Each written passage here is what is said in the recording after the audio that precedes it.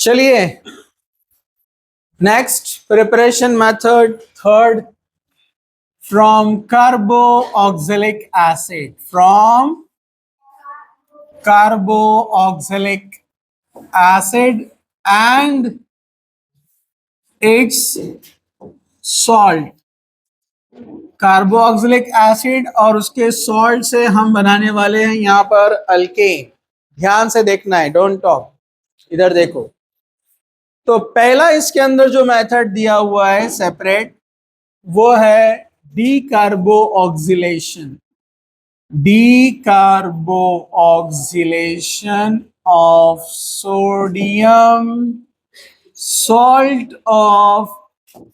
sodium salt of fatty acid। Fatty acid मतलब carboxylic acid, RCOOH। इस carboxylic acid का H निकाल के उसको हम लगा देते हैं एक रिएक्शन से सोडियम। तो RCOOH react with sodium, carboxylic acid में ये रिएक्शन आएंगे। तो अपने को पता है यहां से H जाएगा, Na आएगा, बन जाएगा RCOONA plus half H2। Half H2 मतलब ये एक हाइड्रोजन जो गया है। आप इसको और कैसे बना सकते हैं, RCOOH प्लस NaOH। यहां से H और यहां से OH क्या बनाएगा, H2O। क्या मिलेगा, RCOONA प्लस H2O। आप Na की जगह K भी ले सकते हैं, तो यहाँ पोटेशियम आएगा। यहाँ KOH लेंगे तो यहाँ पोटेशियम आएगा। समझा आपको? इसको बोलते हैं sodium salt of fatty acid. तो अगर इनडायरेक्ट दिया एसिड से तो ये बनाएंगे, फिर उसके बाद डीकार्बोक्सिलेशन रिएक्शन होगा। कभी डायरेक्ट भी दे सकता है, आपको डायरेक्ट RCOONA देगा, साथ में देगा sodium hydroxide with calcium oxide. इधर देखो, इसको बोलते हैं सोडा लाइम। क्या बोलते हैं इसको, सोडा लाइम। रिएक्शन बहुत इजी है। डीकार्बोक्सिलेशन मतलब रिमूवल ऑफ कार्बोनेट, यहां से कार्बोनेट जाने वाला है। डीकार्बोक्सिलेशन का मतलब है रिमूवल ऑफ कार्बोनेट। तो यहां से पूरा COONA और ये ONA, Na2CO3, Na2CO3 प्लस बचा R, इधर बचा H, क्या बन जाएगा, RH। तो ये बन गया अल्केन। क्या बन गया, अल्केन। समझा आपको? तो अब इसके लिए हम अलग अलग एसिड के एग्जाम्पल लेते हैं, जिसमें आपका थोड़ा बेसिक भी क्लियर हो जाएगा। जरा ध्यान से देखना है। जैसे एक कार्बन वाला एसिड होता है फॉर्मिक एसिड, और उसको लगा दिया Na, तो आप बोलेंगे इसको सोडियम फॉर्मेट या sodium salt of formic acid. Sodium format common name है फॉर्मेट, और IUPAC नेम बोलना रहा तो क्या बोलेंगे, मीथेनोएट। जरा ध्यान से देखो, बेसिक बता रहा हूं याद रखने का। और आपने यहां पर क्या लिया, NaOH and calcium oxide. Reaction simple है, डीकार्बोक्सिलेशन होगा, यहां से ये चला जाएगा, दोनों H आपस में कपल हो गए तो H2 बन गया, साइड में गया Na2CO3। तो यहां पर अपने को अल्केन नहीं मिला, हाइड्रोजन गैस रिलीज हुआ। मतलब एक कार्बन वाला सॉल्ट नहीं चलेगा, कम से कम 2 कार्बन वाला चाहिए, क्योंकि एक कार्बन तो CO3 बन के चला जा रहा है ना, तो बचा ही नहीं कार्बन। इसलिए कम से कम 2 कार्बन से इसकी शुरुआत होती है एसिड की, जो अपने को अल्केन देता है। जरा ध्यान से देखो, एग्जाम्पल नंबर 2, डोंट राइट। यहां लेते हम एसिटिक एसिड, उसको लगा देते हैं सोडियम, तो ये बन जाएगा सोडियम एसीटेट। क्या बन गया है, सोडियम एसीटेट, यानी सोडियम इथेनोएट। IUPAC में इथेनोएट नेम बनेगा। आप लेंगे यहां पर NaOH and calcium oxide. Reaction वही है सब जगह, सिर्फ एग्जांपल इसलिए ले रहा हूं ताकि आपको प्रैक्टिस हो जाए। ये चला गया पूरा, H आ जाएगा यहां पर, ये CH3 और ये H क्या बनाएगा, CH4 यानी मीथेन, और कौन गया, Na2CO3। समझा? आप ऑप्शन में यहाँ पर NaOH की जगह पर ऑप्शन में आप कैल्शियम हाइड्रोक्साइड भी ले सकते हैं, CaOH ट्वाइस ऑप्शन में NaOH की जगह पे, ठीक है। डोंट राइट, इधर देखो। तो आप जितने भी कार्बन वाला सॉल्ट लेंगे एसिड का, उसमें से एक कार्बन कम होने वाला है जो कि Na2CO3 बनता है। मतलब जितने भी कार्बन वाला आप एसिड लेंगे उससे एक कम वाला अल्केन बनेगा। तो अब मुझे आप डायरेक्ट बताना है। एग्जाम्पल नंबर 3 मैंने लिया sodium salt of propionic acid, sodium propionate. इससे कौन सा अल्केन बनेगा बोलो? यस, ये चला जाएगा, H यहां पर इथेन बनेगा। समझ में आ गया? मैंने लिया एग्जाम्पल नंबर 4, थोड़ा सा ब्रांच वाला ले लेते हैं।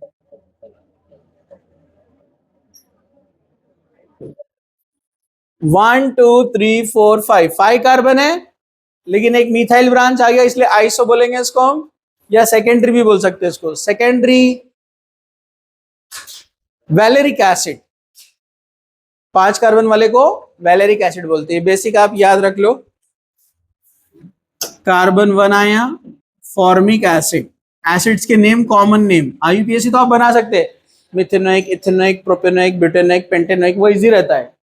वो उधर जाके खड़े हो जाओ आराम से। हाँ, इधर देखो, कार्बन नंबर 2 एसिटिक, ये बेसिक है, आगे वैसे आने वाला है। 3 आया तो प्रोपियोनिक, और इसके सॉल्ट कैसे बनेंगे? Format, acetate, propionate. 4 कार्बन आया तो ब्यूटीरेट, ब्यूटेरिक एसिड से। 5 आया तो वैलेरिक एसिड से वैलिरेट। 6 कार्बन आया तो कैप्रोइक एसिड से बनेगा कैप्रोएट। ये बेसिक है, बाद में आपको और आएगा कार्बोक्सिलिक एसिड के अंदर। डोंट राइट, इधर देखो। हम इसका एप्लीकेशन भी देख सकते हैं, मतलब इसका एप्लीकेशन आने वाला है अरीन्स के अंदर। जैसे अगर उसने दिया है बेंजीन को लगा दिया एसिड, तो इसको बोलते हैं बेंजोइक एसिड। बेंजीन को COOH लगा हुआ है तो क्या बोलते हैं था इसको? Benzoic acid. बेंजोइक एसिड का आपने H रिप्लेस करके उसको बना दिया सोडियम बेंजोएट। क्या नाम है इसका? Sodium benzoate. ये डायरेक्ट भी आ सकता है, ऐसे इनडायरेक्ट भी आ सकता है। फिर उसने लिया NaOH, NaOH कैल्शियम ऑक्साइड। अरे बात नहीं करने का, इधर देखो। तो यहां से क्या जाएगा? COONA और ये ONA और H यहां पर आ जाएगा, तो क्या बन जाएगा? बेंजीन। ये इसका एप्लीकेशन है, हालांकि अल्केन नहीं बना रहा है, एप्लीकेशन है इसका। कार्बोक्सिलिक एसिड या सोडियम कार्बोक्सिलेट को हम और भी यूज कर सकते हैं मेथड नंबर 2 के अंदर, दैट इज कोल्बेज इलेक्ट्रोलिसिस।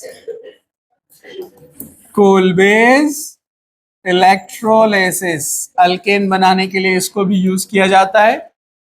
इसमें आपको याद रखना है, अरे इधर सर को, नया काम करेंगे तुम, इधर आके लाओ उनको। हाजी साहब इधर आओ।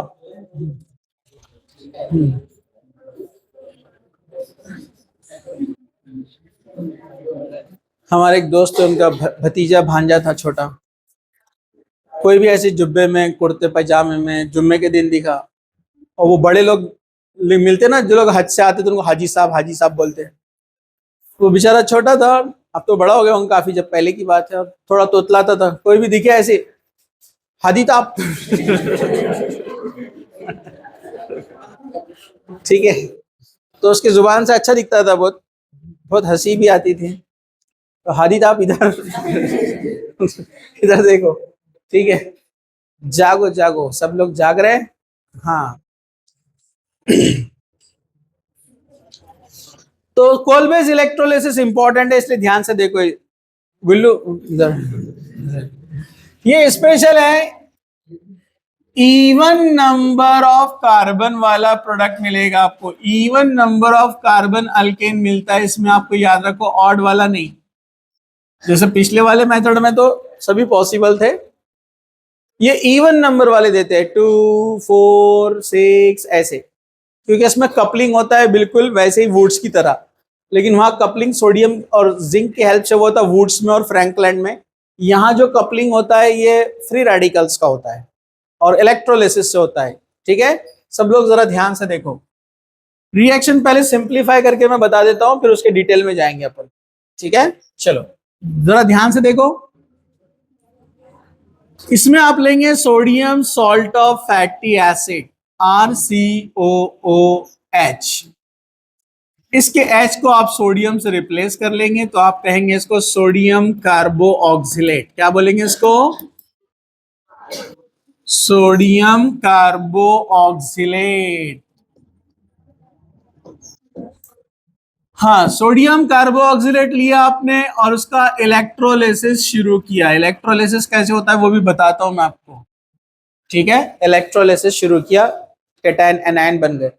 अरे इधर देखो ना यहाँ पर। ठीक है, इलेक्ट्रोलिसिस शुरू हो गया, उधर का देख रहे, इधर देखो। हाँ, ये ब्रेक होता है और ये बन जाता है RCOO माइनस और ये बनता है Na प्लस। बॉन्ड के इलेक्ट्रॉन इसने रख लिया इसलिए ये माइनस और ये बन गया प्लस। ठीक है, ओके। उसके बाद क्या होता है मैं भी आपको डायरेक्ट बताता हूं, डिटेल बाद में लेता हूं। अभी डायरेक्ट क्या याद रखने का, यहां लेने का 2 मोल्स, दोनों R आपस में कपल हो गए तो R बॉन्ड R क्या बना बोलो?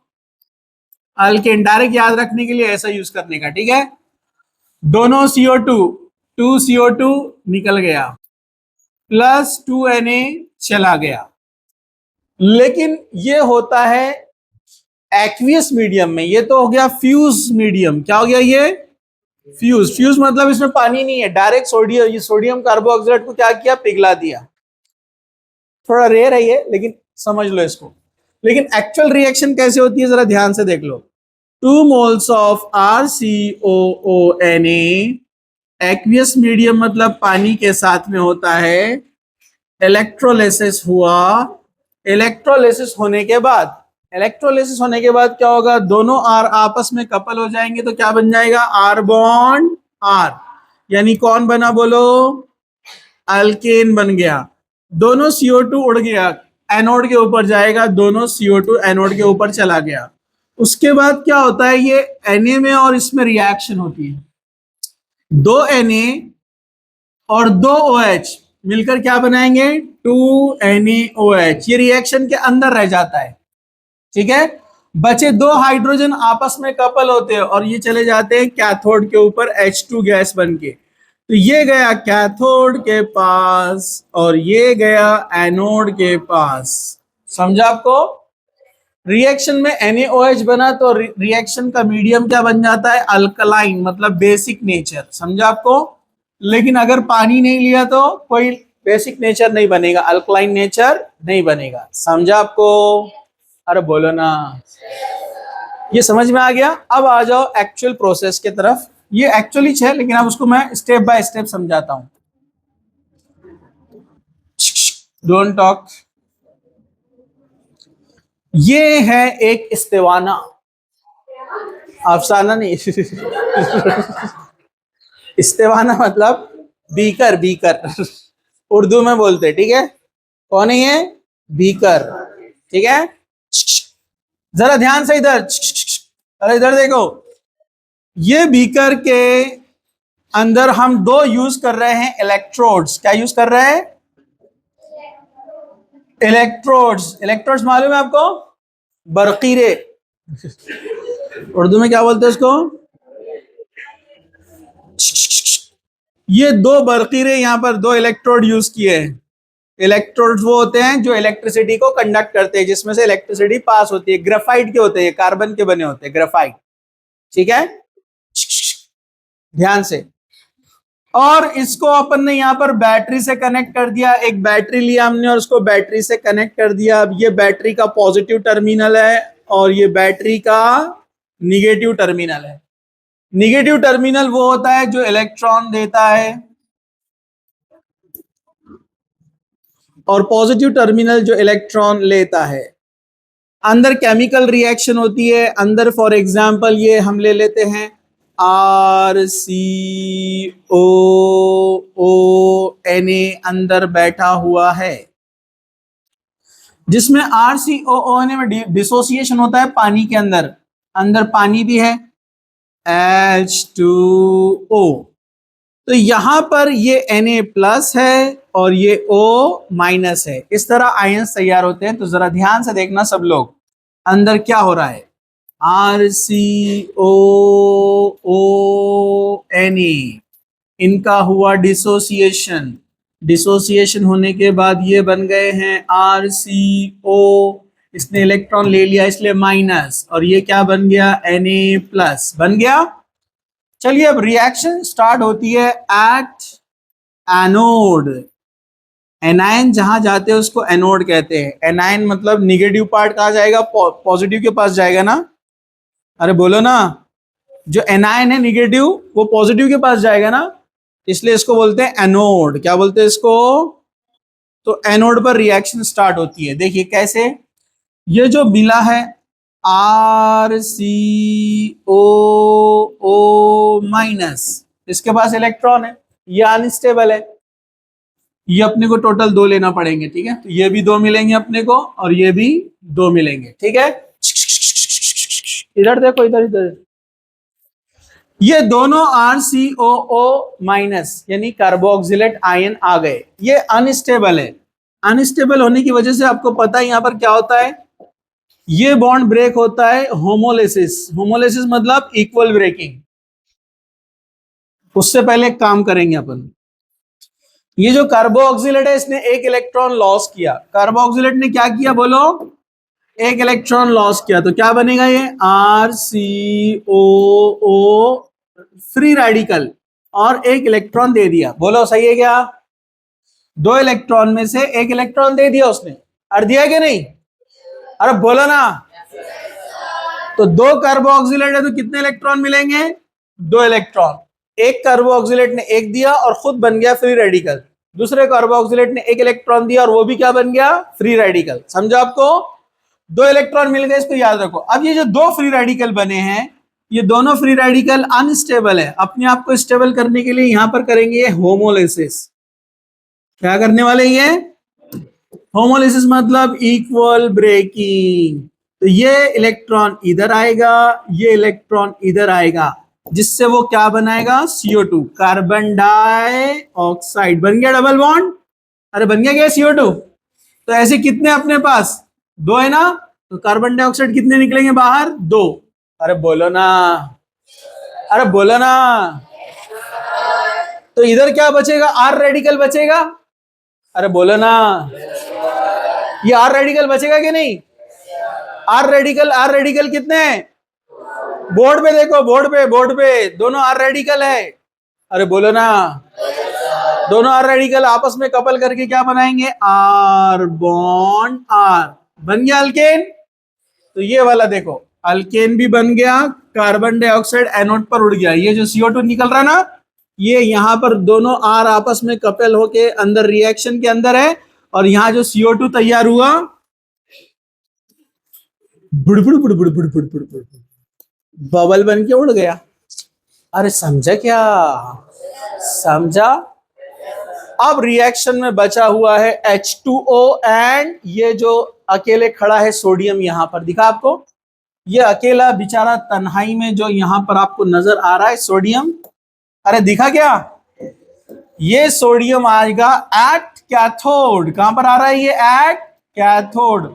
अगर यहां पर ये पानी नहीं होता तो सोडियम जो निकला वो डायरेक्ट इसके ऊपर जम जाता था, उसको बोलते हैं डिपोजिशन ऑफ मैटर। समझा आपको। लेकिन वहां पानी खड़ा हुआ है तो सोडियम बोला उसको ऐसे नजरअंदाज करके नहीं जा सकते, मुलाकात कर लेंगे। लेकिन मुलाकात करे तो क्या हो गया, जरा देखो, Na plus plus H2O, 2 electron, oxygen की निगेटिविटी ज्यादा तो OH दोनों इलेक्ट्रॉन लेके जाएगा। अरे बोलो ना, अरे बोलो ना। हाँ, दोनों इलेक्ट्रॉन लेके चला गया, दोनों इलेक्ट्रॉन लेकर चला गया, लेकिन यहां अपने को 2 इलेक्ट्रॉन मिले थे, याद है क्या आपको? अरे बोलो ना, ये 2 इलेक्ट्रॉन यहां मिले थे ना अपने को। तो अभी मैं थोड़ा समझाने के लिए सोडियम को यहां नहीं लिखता हूं, ठीक है, सिर्फ ये लिखता हूं यहां पर के ये जो H2O आपको दिख रहा है, H2O प्लस 2 H2O लेंगे जो अंदर पानी के अंदर है H2O, और इन्होंने जो 2 इलेक्ट्रॉन दिए थे उनको यहां पर लेकर आएंगे। वही कलर में लिखूं मैं, आपको याद रहेगा, फिर समझ में आएगा। ये 2 इलेक्ट्रॉन यहां पर आए, उसके बाद क्या हुआ, इनमें हुआ हेट्रोलिसिस। क्या हुआ? OH दोनों इलेक्ट्रॉन लेकर गया, तो OH पे चार्ज क्या आएगा? माइनस। अरे बोलो ना, OH पे क्या चार्ज आएगा? कितने? 2 है ना, 2OH माइनस चले गए, 2 OH माइनस चले गए। अब क्या बचे? 2 हाइड्रोजन और 2 इलेक्ट्रॉन बचे कि नहीं? एक हाइड्रोजन ने 1 इलेक्ट्रॉन लिया, दूसरे हाइड्रोजन ने 1 इलेक्ट्रॉन लिया, दोनों ने 1-1 इलेक्ट्रॉन लिए, तो 2 H रेडिकल बन गए। और जब 2 H रेडिकल बन गए तो दोनों H आपस में मिलकर क्या बन जाएंगे? H2। समझा आपको? तो यहां जो पानी बैठा हुआ है उसमें से 2 वाटर मॉलिक्यूल आए, और इन्होंने जो 2 इलेक्ट्रॉन दिए थे ये वाली रिएक्शन में, वो इलेक्ट्रॉन लेकर ये दोनों हाइड्रोजन H2 बन गए। H2 बनकर यहां पर बबल बन के उड़ जाएगा कैथोड के ऊपर। समझा? तो बन गया H2। अब आप बोलेंगे OH माइनस का क्या हुआ? तो OH माइनस अंदर अकेला घूम रहा था, तो उतने में वहां खड़ा था कौन? Na plus. तो उसने आवाज दिया इधर, ठीक है, समझा क्या? तो Na प्लस और OH माइनस मिल गए तो क्या बन गया? NaOH, alkaline solution. समझा? तो इसको बहुत बारीकी से अच्छे से समझ के लिखना। एक बार क्वेश्चन आया था, वाह वाह वाह वाह वाह वाह, ये क्वेश्चन नहीं था, मैं उधर बोल रहा, ठीक है। हाँ, इधर देखो, योगा कर रहे हैं, अरे इधर देखो। हाँ, जुमा के दिन खुतबे में भी बहुत सारे बच्चे मैंने देखा, इमाम साहब इतना बेहतरीन खुतबा देते रहते हैं और बच्चे